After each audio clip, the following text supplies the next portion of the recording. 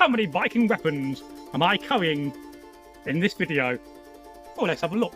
I'll turn around first, so you can have a good look at what I'm wearing. Now, of course, the first one you'll see is the javelin.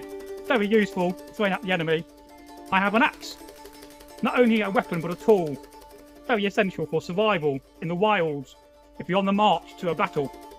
But also a great spare sidearm if you lose your sword. And of course, then we have the sword, another essential weapon which demonstrates and shows off my wealth.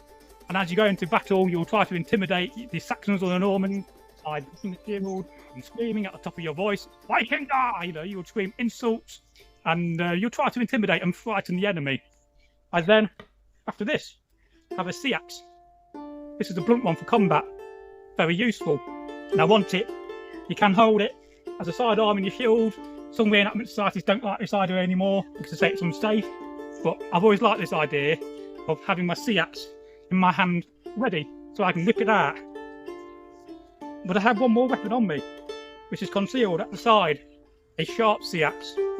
Now in Viking reenacting and Anglo-Saxon, you're not allowed to take a sharp weapon into battle because if you fall over and it stabs somebody by mistake, you can do a lot of damage. So always leave your sharp weapons on camp, and then when you finish the battle, you can put them back on your kit. So there you go. I have a sword, a sea axe, an axe, a javelin. But is the shield a weapon? Because you can use it as a weapon. You could use the boss to knock somebody in the face. I'm sure you agree. That will do a lot of damage. You can also have it outright flat and thrust it into somebody's neck, chest. You can also thrust it down onto somebody's foot or legs. So this would also be classed as a weapon. Vikingar, I make all money.